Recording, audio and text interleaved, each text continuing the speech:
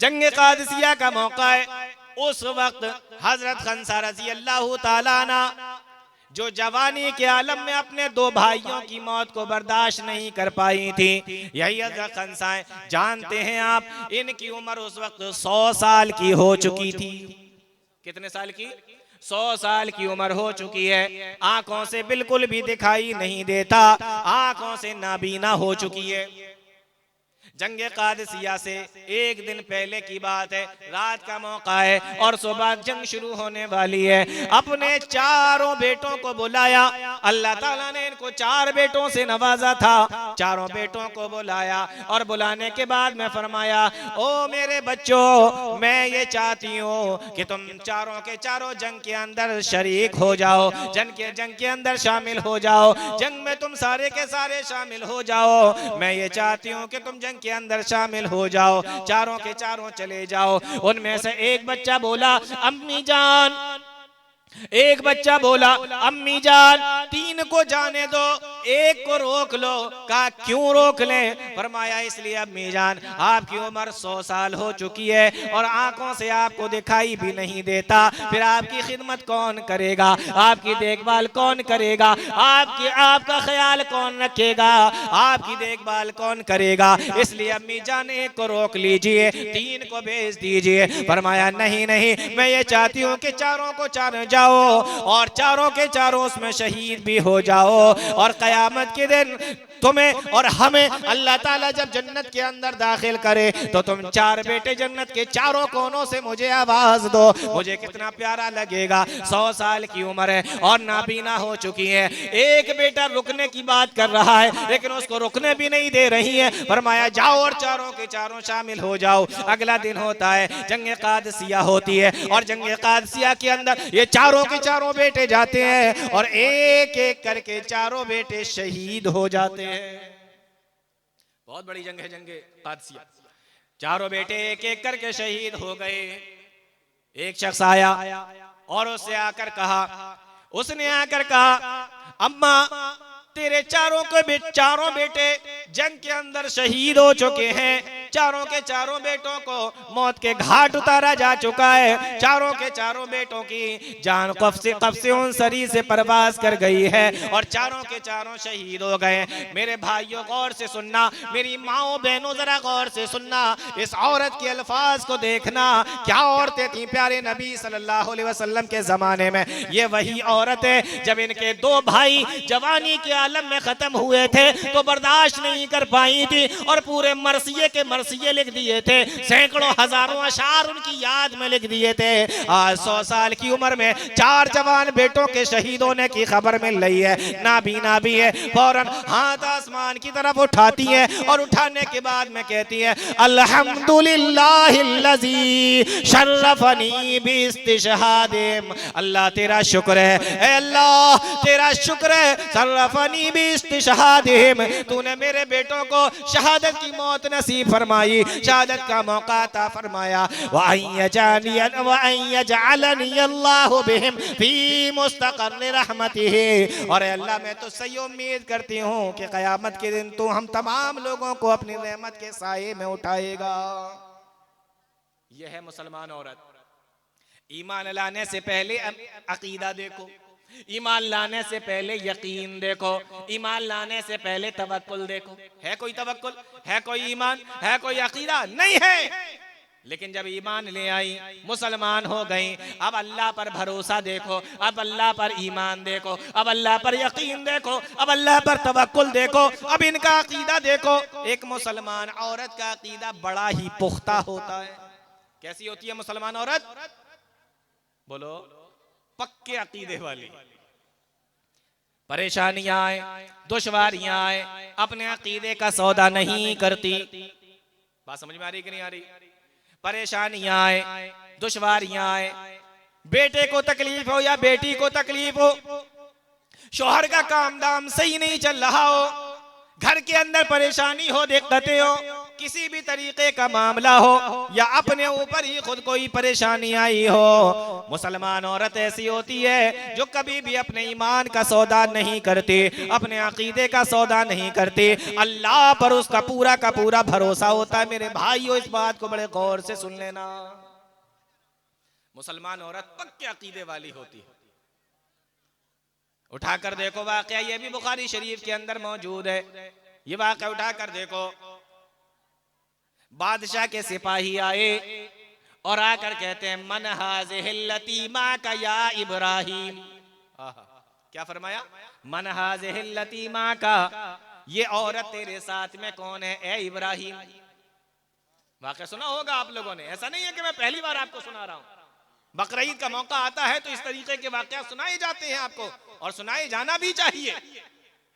उलमा सुनाते हैं, खुतबा सुनाते हैं, आपकी मस्जिद के जो इमाम होते हैं, खतीब होते हैं, वो सुनाते हैं आपको। फरमाया कौन है ये औरत? फरमाया उख्ती, उख्ती। कहा ये मेरी बहन है। और थी कौन? बोलो, बीवी थी ना। और क्या कह रहे हैं कि मेरी बहन है। अब आप कहेंगे देखो हजरत इब्राहिम अलैहिस्सलाम भी झूठ बोल रहे थे, हैं? आप कहेंगे कि इब्राहिम अलैहिस्सलाम भी झूठ बोल रहे थे, थी बीवी, कह रहे हैं कि मेरी बहन है। हदीस के अंदर उसकी वजाहत कर दी गई है। हजरत इब्राहिम अपनी बीवी के पास में आते हैं और आकर कहते हैं या सारतो लैसा अला वजहिल अर्ज़ि मोमिनुन गैरी व गैरुके। ए सारा, मेरे अलावा और तेरे अलावा इस जमीन पर कोई मोमिन नहीं है। तुम रिश्ते ईमान से मैं तेरा भाई हुआ और तू मेरी बहन हुई। एक मोमिन दूसरे मोमिन का, एक मोमिन दूसरे मोमिना का भाई है। ईमान के रिश्ते से, इस्लाम के रिश्ते से सब हम आपस में भाई हैं कि नहीं है? बोलो, सब भाई है ना? हाँ। तो फरमाया कि ईमान के रिश्ते से तू मेरी बहन है और मैं तेरा भाई हूं। लैसा अला वजिल अर्ज़ि मोमिनुन गैरी व गैरुकी। और देख, बादशाह के सिपाही आए थे। बादशाह के सिपाहियों ने मुझसे पूछा कि ये तेरी कौन है? मैंने कह दिया कि ये मेरी बहन है। फुरूजहुम वल हाफिज़ाते, और अपने शर्मगाहों की हिफाजत करने वाले मर्द और अपने शर्मगाहों की हिफाजत करने वाली औरतें। वज़ाकिरीन अल्लाह कसीरन वज़ाकिराते, और बहुत ज्यादा अल्लाह का जिक्र करने वाले मर्द और बहुत ज्यादा अल्लाह का जिक्र करने वाली औरतें। अद्दल्लाहु लहुम मग़फ़िरतन व अजरन अज़ीमा। अल्लाह रब्बुल आलमीन ने इनसे मग़फ़िरत का और अजर अज़ीम का वादा कर लिया है। 10 सेगे मर्दों के लिए, 10 सेगे औरतों के लिए। ये शौक था उस जमाने में औरतों का कि अल्लाह रब्बुल आलमीन हमारे लिए कुछ ऐसे सेगे इस्तेमाल करे जो खास हमारे लिए हो, औरतों को मुखातब किया जाए, अल्लाह ताला हमसे बात करे। इस तरीके के सेगे कुरान करीम के अंदर अल्लाह ताला इस्तेमाल करे। अल्लाह ने उनकी इस ख्वाहिश की आबरू को रखा और कुरान करीम के अंदर अल्लाह ताला ने 10 जुमले मर्दों के लिए और 10 कलमे औरतों के लिए इस्तेमाल फरमाए। और देखो आयत करीमा में पहले कहा गया इन्नल मुस्लिमीना वल मुस्लिमात, बेशक मुसलमान मर्द और मुसलमान औरतें। अब ये उलमा बैठे हुए हैं यहाँ पर अल्हम्दुलिल्लाह, बावकार जी इल्म उलमा है, आपके इलाके के हैं। आप बाद में इनसे चाहें तो पूछिएगा कि ये जो सेटिंग है ना, इन्नल मुस्लिमीना वल मुस्लिमात वल मोमिनीना वल मोमिनात वल कानितीना वल कानितात, ये कुरान करीम की सेटिंग है, ये अल्लाह रब्बुल आलमीन के कलाम की सेटिंग है। ऐसा क्यों नहीं हुआ कि मुसलमान का लफ्ज बाद में होता, मोमिन का पहले होता, और सादिकीन का लफ्ज बाद में होता, मुतसद्दिकीन का पहले होता? ऐसा क्यों नहीं हुआ कि साबिरीन का लफ्ज बाद में होता और हाफिजीन का पहले होता? नहीं, ये जो पूरी सेटिंग है, पहले मुसलमान का जिक्र, फिर मोमिन का लफ्ज, उसके बाद में कानितीन का लफ्ज, उसके बाद में सादिकीन का लफ्ज, इसके अंदर का क्या मामला है? ये एक तफसील तलब बात है। आप गौर करके देखेंगे तो आपको हैरानी होगी कि अल्लाह रब्बुल आलमीन के कलाम करने का अंदाज कितना प्यारा है। कोई और सेटिंग इसकी बन ही नहीं सकती। एक हल्की सी झलक बताता हूं आपको, बात को आगे बढ़ा दूंगा। देखो, मुसलमान होने का दावा तो सब करते हैं, नहीं? पहले क्या है, इन्नल मुस्लिमीना वल मुस्लिमात, तो मुसलमान होने का दावा तो सब करते हैं। अब इन मुसलमानों में से मोमिन कितने हैं, तो दूसरे नंबर पर मोमिन का जिक्र किया गया। तो मोमिन होने का भी दम भरने वाले आपको मिलेंगे, मिल जाएंगे आपको, जो कहते हैं कि भाई मैं भी तो ईमानदार हूं, मैं भी तो बहुत बड़ा ईमान वाला हूं। ऐसे बहुत मिलेंगे। तो चेक कैसे करोगे कि ईमानदार कौन है? आगे आया कानितीना, फर्मा बरदारी करने वाले, इससे पता लगेगा कि कौन मोमिन है, कौन मुसलमान है। तो ये पूरी एक सेटिंग है। अल्लाह रब्बुल आलमीन ने इसको इस तरीके से बयान फरमाया। ये अभी हमारा मौजू नहीं है कि मैं इसकी पूरी सेटिंग बयान करूं आपको, लेकिन ये बड़ी दिलचस्प बात है। कुरान करीम से मोहब्बत करने वाले लोग, कुरान करीम को पढ़ने वाले लोग इंशाअल्लाह इसको जब देखेंगे तो समझेंगे, उनका दिल खुश हो जाएगा। बहरहाल, तो एक मुसलमान औरत को कैसा होना चाहिए, मुसलमान औरत कैसी होती है? एक वाकया सुनाता हूं आपको प्यारे नबी सल्लल्लाहु अलैहि वसल्लम के जमाने का। एक बहुत मशहूर सहाबियां हैं प्यारे नबी सल्लल्लाहु अलैहि वसल्लम की, नाम है हजरत खनसा रजी अल्लाह ताला अन्हा। मुसलमान औरत है हजरत खनसा, बहुत मशहूर सहाबियां हैं। लेकिन जब ये ईमान नहीं लाई थी, गौर से सुने, जब ये ईमान नहीं लाई थी, मक्का की रहने वाली और बहुत बड़े कबीले की हैं, और इनके वालिद भी अपने कबीले के सरदारों में से हैं और बहुत मालदार घराने की हैं। दो इनके भाई थे, और अरब के अंदर जिस जमाने के अंदर औरतों से नफरत की जाती थी और औरतों को, बच्चियों को जिंदा दफन कर दिया जाता था, उस जमाने में अपने कबीले के अंदर, अपने खानदान के अंदर सबसे ज्यादा पढ़ी लिखी औरत थी। बात समझ में आ रही है? बड़े कबीले की हैं, बाप सरदार है, मालदार भी है, और अपने कबीले की, अपने खानदान की तमाम औरतों में सबसे पढ़ी लिखी हैं। इतनी पढ़ी लिखी कि अरबी जबान में, उधर दो बेटे, इतनी पढ़ी लिखी कि अरबी जबान में शायरी किया करती थी, अरबी जबान में शायरी किया करती थी। बल्कि मैंने एक जगह पढ़ा था कि जो शायर रसूल हैं, जिनका नाम हजरत हस्सान इब्ने साबित रजी अल्लाह ताला अन्हु है, उनका एक कसीदा था हस्सान इब्ने साबित का, जो उन्होंने कभी जमाना जाहिलियत में कहा होगा। उनके कसीदे के अंदर, एक कसीदे के अंदर 10 से ज्यादा गलतियां हजरत खनसा रजी अल्लाह ताला अन्हा ने निकाली थी। इस दर्जे की शायरा थी। दो भाई दिए थे अल्लाह ताला ने, दो भाई दिए थे अल्लाह ताला ने, बहुत मोहब्बत किया करती थी अपने भाइयों से। लेकिन आपको मालूम है उस जमाने की बात है, खानदानों में आपस में लड़ाइयां होती थी, कबीले कबीले आपस में लड़ जाया करते थे। तो इनकी खानदान की लड़ाई हो गई बनु असद के लोगों से, बनु असद के लोगों से जंग हो गई। वो जमाना बनु असद के लोगों से जंग हुई, और उस जंग के अंदर इनके दोनों जवान भाई मार दिए गए, दोनों कत्ल कर दिए गए, दोनों मार दिए गए। हजरत खनसा रज़ी अल्लाह ताला अन्हा अपने दोनों भाइयों के दुनिया से जाने के गम को बर्दाश्त न कर सकी, खूब रोया करती थी, और उस रोने के आलम में उनके ऊपर अशआर भी लिखा करती थी, मरसिये लिखा करती थी।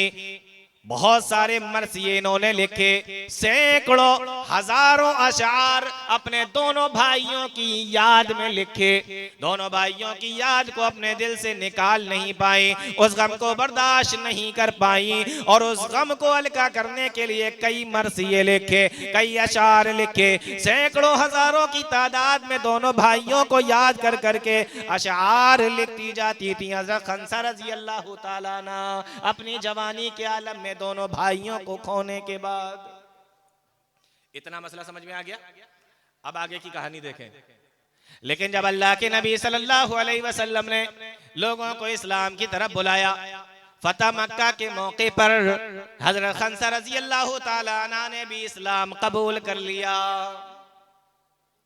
हजरत खंसा ने इस्लाम कबूल कर लिया। फतह मक्का के मौके पर, मक्का फतह हो जाने के बाद इन्होंने भी इस्लाम कबूल कर लिया। अब ये मुसलमान हो गई। तो वही हजरत खंसा रज़ी अल्लाह ताला अन्हा, जब जवानी के आलम में इनके दो भाइयों को जंग के अंदर मार दिया गया था, बर्दाश्त नहीं कर पाई थी, दिन भर रात भर रोती रहती थी और उनकी याद में अशार लिखा करती थी। कई मरसिए लिखे, सैकड़ों हजारों अशार उनकी याद में लिखे। लेकिन जब एक जमाना ऐसा आया, अल्लाह के नबी सल्लल्लाहु अलैहि वसल्लम इस दुनिया से तशरीफ ले गए, अबू बकर सिद्दीक रज़ी अल्लाह ताला अन्हु खलीफा बने और 2.5 साल के बाद में जब हजरत अबू बकर सिद्दीक रज़ी अल्लाह ताला अन्हु भी इस दुनिया से तशरीफ ले गए, उसके बाद हजरत उमर फारूक रज़ी अल्लाह ताला अन्हु का जमाना आया। हजरत उमर फारूक रज़ी अल्लाह ताला अन्हु के जमाने में एक जंग हुई है जो बड़ी मशहूर है, बड़ी मशहूर है, जिस जंग को जंग कादिसिया के नाम से जाना जाता है। नाम सुना होगा जंग कादिसिया का, पढ़ने वाले लोगों ने तो जरूर उसके बारे में पढ़ा होगा।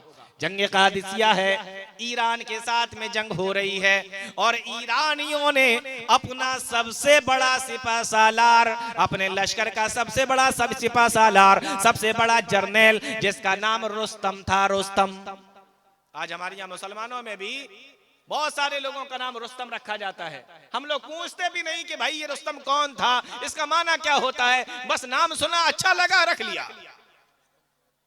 रुस्तम सिपा सालार है, जंग कादिसिया के अंदर ईरानियों की तरफ से लड़ने के लिए आया है। इधर हजरत उमर फारूक रज़ी अल्लाह ताला अन्हु ने सिपा सालार बनाकर, मुसलमानों का सिपा सालार बनाकर साद बिन अबी वक्कास रज़ी अल्लाह ताला अन्हु को भेजा। किसको भेजा?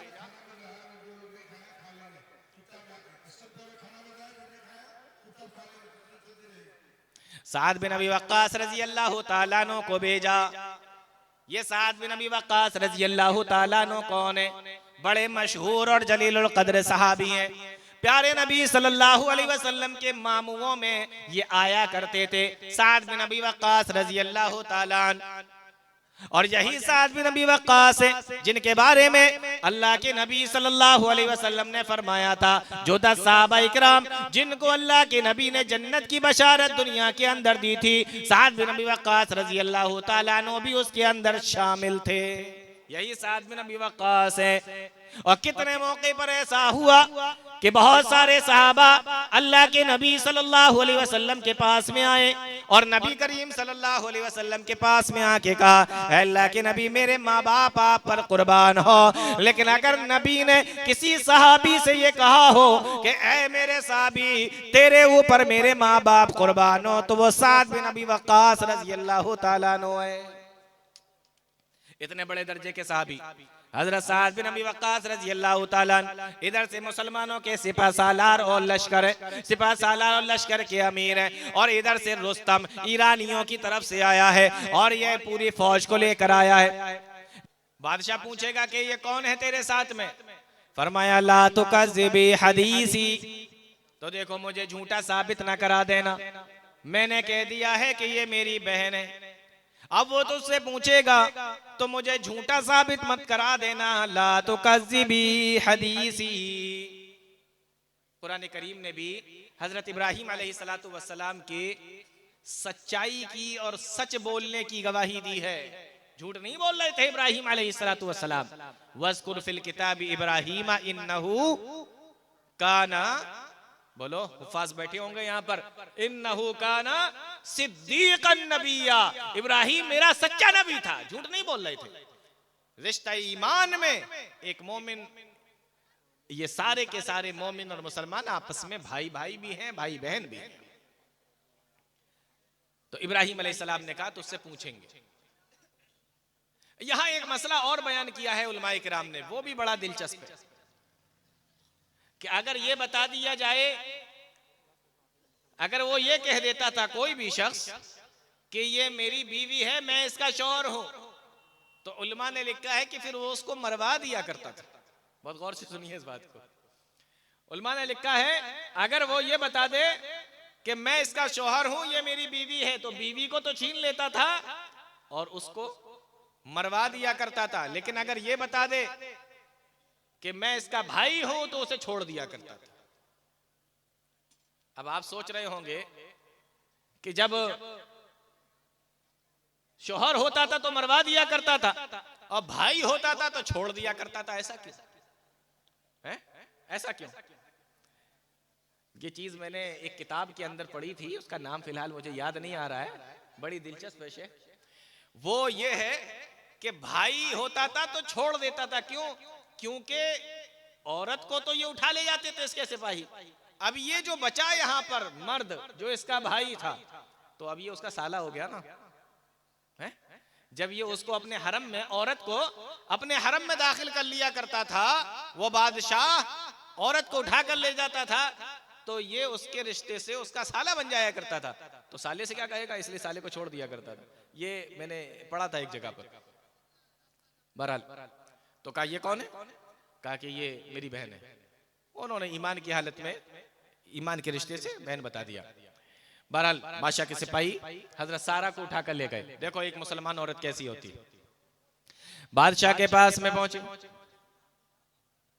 जब बादशाह ने इनके ऊपर हाथ उठाने की कोशिश की, इनको पकड़ने की कोशिश की, हजरत सारा ने अल्लाह ताला से दुआ की, अल्लाहुम्मा इन कुन्तु आमन्तु बिका व बिरसूलिका, ऐ अल्लाह मैं तेरे ऊपर ईमान लाई हूँ और तेरे नबी तेरे रसूल के ऊपर भी ईमान लाई हूँ। व अहसनतु फर्जी इल्ला अला ज़ौजी, और मैंने अपने आप को किसी और के लिए हलाल नहीं किया है सिवाय अपने शोहर के। ऐ मेरे परवरदिगार ला तुसल्लित अलैयल काफिर, ऐ मेरे परवरदिगार तू इसको मेरे ऊपर मुसल्लत न कर। ये दुआ की हजरत सारा ने, अल्लाह ताला से ये दुआ की। अल्लाह ताला ने फौरन ही दुआ को सुन लिया और दुआ को सुनने के बाद हजरत सारा की अल्लाह ताला ने उसके ऊपर एक अजाब नाजिल कर दिया और फौरन ही वो जमीन के ऊपर गिरकर तड़पने लगा। अभी तड़प ही रहा था, इतने में वो कहता है, ए औरत तूने कौन से कलमे पढ़े हैं, कौन से तूने मंत्र पढ़ा है, कौन सी तूने बात पढ़ी है, कौन सा तूने मंत्र पढ़ा है जिसकी वजह से मुझे चक्कर आ गए हैं। फिर से वो मंत्र पढ़ दे ताकि मैं सही हो जाऊं। बल्कि हदीस के अंदर ये जिक्र आया कि तू अल्लाह ताला से मेरे लिए दुआ कर दे, मैं सही हो जाऊंगा, तुझे कुछ नहीं कहूंगा। हजरत सारा ने अल्लाह ताला से दुआ की, ऐ अल्लाह यमुत, अगर ये मर जाएगा युकालो, कहीं ऐसा ना हो कि इसके कत्ल का इल्जाम मेरे ऊपर आ जाए और ये ना कहा जाए कि इस औरत ने इसको कत्ल कर दिया है। ऐ अल्लाह तू इसको ठीक कर दे। बादशाह सही हो गया। जब वो सही हो गया तो उसकी नीयत फिर से बिगड़ गई और बुरी नीयत के साथ में जैसे ही उसने हाथ बढ़ाना चाहा, अल्लाह ताला ने दोबारा से उसको अजाब के अंदर मुब्तला कर दिया। ऐसा 3 मरतबा हुआ और 3 मरतबा वो हजरत सारा की दुआ से सही हो गया। 3 मरतबा के बाद में कहने लगा, ओ दरबारियों, ओ मेरे फौजियों, इन्नकुम लम तातूनी, तुम लोग यहाँ पर किसी इंसान को लेकर नहीं आए हो, तुम लोग मेरे पास में किसी इंसान को लेकर नहीं आए हो। इरजिऊहा इला इब्राहीमा, इसको ले जाओ जहां से लेकर आए थे वहीं छोड़ाओ, इसको इब्राहिम के पास में छोड़ाओ। इधर हजरत सारा को लेकर आए, इधर हजरत इब्राहिम अलैहिस्सलातु वस्सलाम नमाज पढ़ रहे हैं और नमाज में अल्लाह ताला से दुआ कर रहे हैं, ए अल्लाह सारा की हिफाजत फरमा, उसकी इज्जत की हिफाजत फरमा। इधर हजरत इब्राहिम ने अपनी नमाज को मुकम्मल किया, इधर हजरत सारा आई। हजरत सारा से इब्राहिम ने पूछा क्या मामला हुआ? फरमाया रद्दल्लाहु कैदल काफिर, अल्लाह ताला ने उस काफिर की चाल को, उसकी मक्कारियों को बर्बाद कर दिया और अल्लाह ताला ने सही सलामत मुझे तुम्हारे पास में भेज दिया है। मेरे भाइयों जरा गौर करो, एक मुसलमान औरत कभी भी अपने ईमान की और अपने इज्जत का सौदा कभी नहीं करती है। कैसा भी वक्त आ जाए, कितना ही बुरा वक्त आ जाए, उसका ईमान उसको कभी भी कोई गलत काम करने नहीं देता, अपने ईमान को वो कमजोर नहीं होने देती, अपने अकीदे को कभी बिगड़ने नहीं देती है। हर हाल में अल्लाह ताला से उम्मीद रखती है, अल्लाह ताला पर भरोसा करती है, अल्लाह ताला से दुआ करती है, अल्लाह ताला उसके ईमान का, उसके अकीदे का पासो लिहाज करता है। हजरत सारा कैसे अपने अकीदे की हिफाजत की, कैसे अपने इज्जत की हिफाजत की। यह होती है मुसलमान औरत जो अपने ईमान, अपने अकीदे की हिफाजत करने वाली होती है। अल्लाह ताला ने इनको भेजा और वो बादशाह उसने कहा कि जाओ ये हाजरा को भी साथ में लेकर जाओ, हाजरा को भी साथ में दे दिया। इसलिए प्यारे नबी सल्लल्लाहु अलैहि वसल्लम ने फरमाया इहफज़िल्लाह यहफज़का, इहफज़िल्लाह यहफज़का। ओ लोगो, तुम अल्लाह के दीन की हिफाजत करोगे, अल्लाह ताला तुम्हारी हिफाजत करेगा। हजरत सारा अल्लाह के दीन की हिफाजत करने वाली थी, अल्लाह ताला ने इनकी हिफाजत फरमाई और इन्होंने जो मुसीबत आई उस पर सब्र किया, अल्लाह ताला ने उस सब्र का बदला ये दिया, क्योंकि अल्लाह ताला ने कुरान के अंदर फरमाया है इन्नल्लाह मअस्साबिरीन, अल्लाह सब्र करने वालों के साथ है। आप देखें किताबें उठाकर उलमा से पूछें, आपको मालूम होगा यही वो हज़रत सारा है जिन्होंने आने वाली मुसीबतों पे सब्र किया। अल्लाह ताला ने उनके सब्र का बदला ये अता फरमाया कि हजारों अंबिया को अल्लाह ताला ने हज़रत सारा अलैहिस्सलातु वस्सलाम की औलाद में पैदा फरमाया। हजारों अंबिया अल्लाह ताला ने इनकी औलाद के अंदर बयान पैदा फरमाए हैं। हज़रत सारा अलैहिस्सलातु वस्सलाम को अल्लाह ताला ने ये इनाम से नवाजा। तो एक मुसलमान औरत किसी भी परेशानी और मुसीबत में अपने ईमान का, अपने अकीदे का, अपनी इज्जत का सौदा नहीं करती है। औरतों के ताल्लुक से चूंकि बात चल रही है तो एक चीज और मैं आपको बताना चाहता हूं। एक और औरत है, उनकी भी जिंदगी के बारे में आपको सुनना चाहिए, और वो भी बड़ी मशहूर सहाबियां हैं प्यारे नबी सल्लल्लाहु अलैहि वसल्लम की। नाम है उम्मे सुलैम, मशहूर सहाबिया है। इनका निकाह हुआ मालिक बिन नजर के साथ और उनसे एक बेटा हुआ जिसका नाम रखा गया अनस। नाम सुना है ना साहबी रसूल का, अनस बिन, बोलो, अनस बिन मालिक। ये बहुत मशहूर सहाबी हैं प्यारे नबी सल्लल्लाहु अलैहि वसल्लम के। तो उम्मे सुलैम का निकाह हुआ मालिक बिन नजर के साथ में, उनसे एक बेटा हुआ जिनका नाम रखा गया अनस। प्यारे नबी सल्लल्लाहु अलैहि वसल्लम जब मदीना में तशरीफ लाए, इनके कानों के अंदर भी नबी की जब आवाज पड़ी, कलमा पढ़ लिया, उम्मे सुलैम ने मुसलमान हो गई। शौहर कहीं काम से बाहर गया हुआ था मदीना से, मुसलमान हो गई। जब शौहर वापस आया तो क्या देखता है कि मेरी बीवी नमाज पढ़ रही है। सोच के देखो जरा, देखा कि बीवी नमाज पढ़ रही है, फौरन समझ गया कि अरे ये तो मुसलमान हो गई है। जब उम्मे सुलैम नमाज से फारिग हुई, नमाज से फारिग होने के बाद में मालिक बिन नजर ने कहा असबाउती, क्या तू बददीन हो गई है? क्या तूने अपने बाप दादा के दीन को छोड़ दिया गया? तूने अपने बाप दादा के दीन को छोड़ दिया?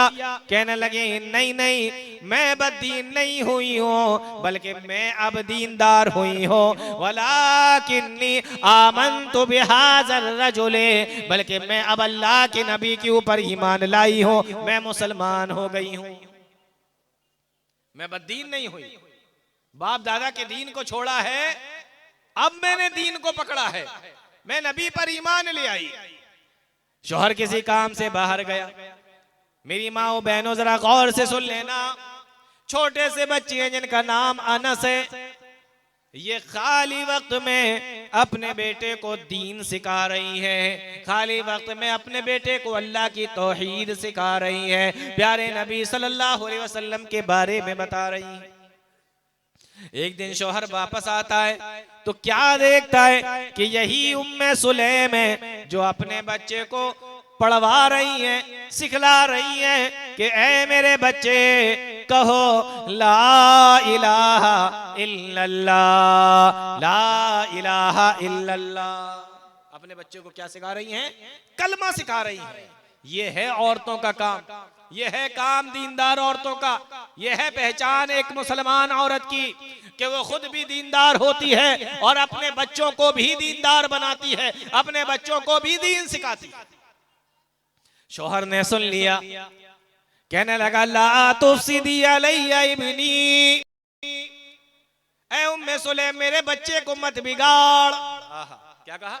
मेरे बच्चे को मत बिगाड़। देखो, जो लोग दीनदार नहीं होते ना, उनको दीन से ऐसे ही चिढ़ होती है। जो लोग अल्लाह और उसके रसूल के दीन से मोहब्बत नहीं करते, उनको दीन से ऐसे ही चिढ़ होती है, और ऐसे ही धीमे धीमे करके दीनदार लोगों से भी चिढ़ हो जाती है। इसलिए आप देखना कि हर मोहल्ले, हर बस्ती के अंदर 8-10 लोग आपको ऐसे मिलेंगे जो उलमा को गाली देने वाले होंगे, मिलेंगे आपको। इन्हें कोई मतलब नहीं होता दीन से, और ना दीन का काम करने वाले उलमा से। इनको सबसे चिढ़ होती है। आके क्या कह रहा है? ला तुफ़सिदी अलैया इब्नी, मेरे बच्चे को मत बिगाड़। अब क्या वो बिगाड़ रही हैं? बल्कि वो तो कलमा सिखा रही हैं, बल्कि वो तो तौहीद सिखा रही हैं। फरमाया इन्नी ला उफ़सिदुहु, मैं अपने बच्चे को बिगाड़ नहीं रही, बल्कि मैं तो इसको कलमा सिखा रही हूँ, मैं तो इसको दीन सिखा रही हूँ। कहने लगा, तूने कलमा पढ़ लिया, तू मुसलमान हो गई, लेकिन कम से कम बच्चे को तो मत बिगाड़। मालिक बिन नजर फिर किसी काम से मदीना से बाहर चला गया, बल्कि तारीख के अंदर आता है कि हबशा की तरफ गया, और वहीं पे उसका इंतकाल हो गया। अब ये उम्मे सुलैम है, गौर से सुनना मेरी माओ बहनों, अब यही उम्मे सुलैम है। अब ये बेवा हो गई, एक छोटा बच्चा इनके पास में है, लेकिन मदीना की बड़ी शरीफ खातून है, बड़ी नेक खातून है, जवानी की उम्र है, एक छोटा सा बच्चा है। जब शौहर का इंतकाल हो गया, शौहर खत्म हो गया, तो इनके पास में निकाह के पैगाम आने लगे। अब निकाह के पैगाम आ रहे हैं, और उन निकाह के पैगामों के अंदर एक निकाह का पैगाम पहुंचाने वाला, जिसका नाम अबू तलहा है। नाम सुना है ये? अबू तलहा बहुत मशहूर सहाबी हैं प्यारे नबी सल्लल्लाहु अलैहि वसल्लम के, जिनका नाम अबू तलहा है। लेकिन उस वक्त तक वो मुसलमान नहीं हुए थे, उस वक्त तक वो इस्लाम नहीं लाए थे, उन्होंने इस्लाम कबूल नहीं किया था। उन्होंने भी निकाह का पैगाम भेजा। जब इनके पास में अबू तलहा के निकाह का पैगाम पहुंचा, अबू तलहा जवान है, सरदार है, मदीना के सरदारों में इनकी गिनती आती है, और बहुत मालदार हैं, इतने मालदार हैं कि मस्जिद नबवी के सामने इन्हीं का बाग था, जिस बाग के अंदर अल्लाह के नबी सल्लल्लाहु अलैहि वसल्लम जाया करते थे, और उसके पेड़ों के साए में बैठा करते थे, उसकी खजूरों को खाया करते थे, और उसके कुएं का ठंडा पानी पिया करते थे। यही अबू तलहा साहब रसूल का बाग था, मस्जिद नबवी के सामने। मालदार भी हैं, खूबसूरत भी हैं, नौजवान भी हैं। निकाह का पैगाम भेजा, माल की कोई कमी नहीं है, सरदारों में इनकी गिनती आती है। लेकिन उम्मे सुलैम को देखो मेरी माओ बहनों, एक औरत किस तरीके से अपने ईमान की हिफाजत करती है, अपने अकीदे की हिफाजत करती है, अल्लाह पर ईमान और भरोसा रखती है। जब इनके पास में निकाह का पैगाम पहुंचा, फरमाया ला यहिल्लु ली अन अतज़व्वजका, मेरे लिए ये हलाल ही नहीं है, मेरे लिए जायज ही नहीं है कि मैं तुझसे निकाह कर लो, मैं तुझसे शादी कर लो, मैं तुझसे निकाह कर लो। तू मेरे लिए हलाल नहीं है, और मैं तेरे लिए हलाल नहीं हूँ। क्यों नहीं है? फरमाया वाला किन्नका रजुलुन काफिरुन व अना इमरातुन मुस्लिमतुन, क्योंकि तू एक काफिर आदमी है और मैं एक मुसलमान औरत हूँ। एक मुसलमान औरत का निकाह कभी भी किसी काफिर आदमी से हो ही नहीं सकता। सुन लो गौर से अच्छे तरीके से, किसी गैर मुस्लिम से मुसलमान और तो तुम्हारा निकाह नहीं हो सकता। कहा वलाकिन्नका रजुलुन काफिर व अना इमरातुन मुस्लिमतुन, मैं मुसलमान औरत हूँ और तू काफिर आदमी है। आज हमारे घरों का हाल देखो, हमारे घर की बेटियां भी, हमारे घर की लड़कियां भी बाहर जाती हैं, घरों से निकलती हैं। कोई पढ़ने के लिए कॉलेज में जाता है, कुछ ऐसे कॉलेज के अंदर भी पढ़ने के लिए जाती हैं जहां पर दूसरे लड़के भी पढ़ने के लिए आते हैं, लड़कों के साथ में पढ़ाई होती है। और ऐसा भी होता है कि दूसरे धर्म के लोग भी पढ़ने के लिए आते हैं, वहां एक दूसरे को देखते हैं। अल्लाह ताला ने एक दूसरे के लिए अट्रैक्शन रखा है। कभी कभी लड़का लड़की को देखकर अट्रैक्ट हो जाता है और कभी लड़की लड़के को देखकर अट्रैक्ट हो जाती है। मेरे भाइयों और मेरी बहनों, इस बात को अच्छे तरीके से याद रखना, किसी भी हालत में तुम्हारे लिए कोई गैर मुस्लिम लड़का कभी भी जायज ही नहीं है। फरमाया उम्मे सुलैम ने इस वाक़े को देखो और उम्मे सुलैम के वाक़े से नसीहत हासिल करो। फरमाया वलाकिन्नका रजुलुन काफिरुन व अना इमरातुन मुस्लिमतुन, मैं मुसलमान औरत हूँ और मेरा इस्लाम मुझे ये इजाजत नहीं देता कि मैं तेरे साथ में निकाह करूं। बात समझ में आ रही? कहा मेरा इस्लाम मुझे ये इजाजत नहीं देता। इधर से पैगाम आया कि मैं तुझे सोना दूंगा, चांदी दूंगा, मेरे पास जमीन व जायदाद भी बहुत है, मेरे पास में माल भी बहुत है। लेकिन उम्मे सुलैम को बहका नहीं पाया, वरगला नहीं पाया। उम्मे सुलैम ने फिर भी मना कर दिया। आज देखो ना, लालच दिया जाता है ना, मुसलमानों से शादी करोगी तो परेशान रहोगी, मुसलमानों से शादी करोगी तो 5-5, 8-8, 10-10 बच्चे पैदा करना पड़ेंगे।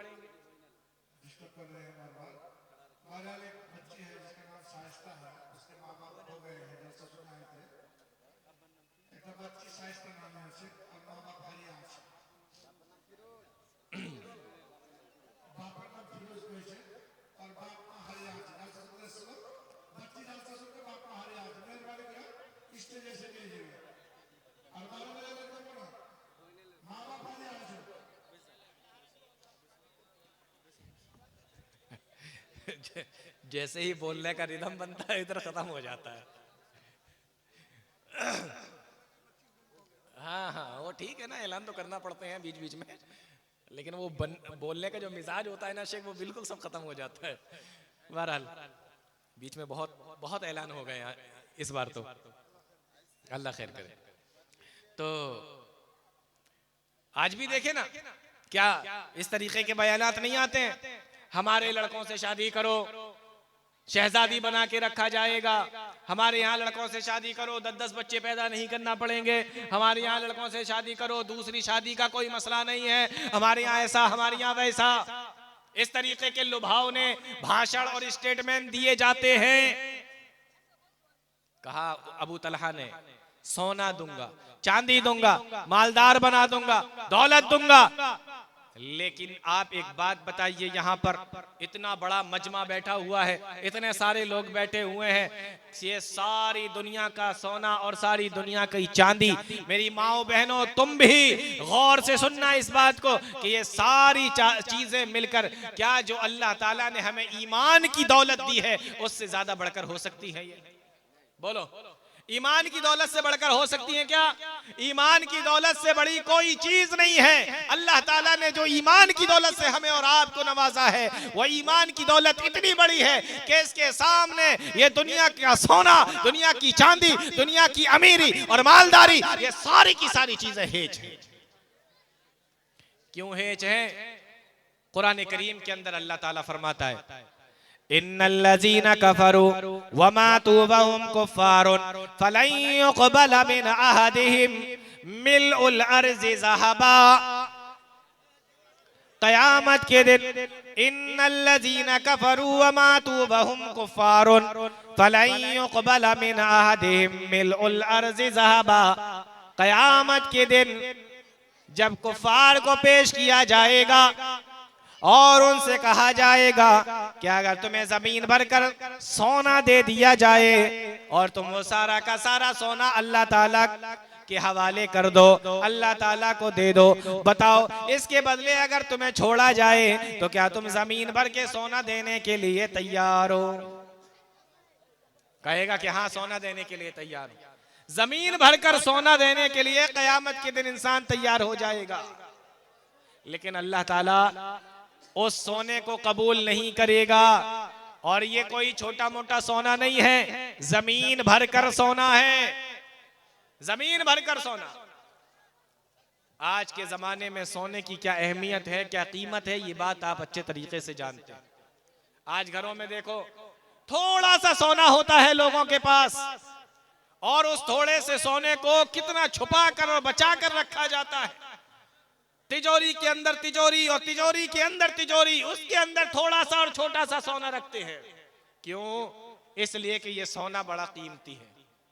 इतना बड़ा मैदान है, ये पूरा मैदान अगर सोने से भर जाए तो बोलो सोने की कीमत क्या होगी। और पूरी जमीन भरकर सोना, लेकिन अल्लाह की नजर में उस सोने की कोई कीमत नहीं है। ईमान के नजदीक, ईमान के सामने कोई कीमत नहीं मेरे भाइयों।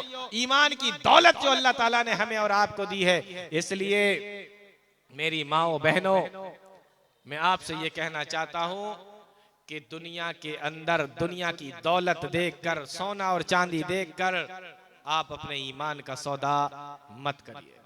ईमान का सौदा मत करिए।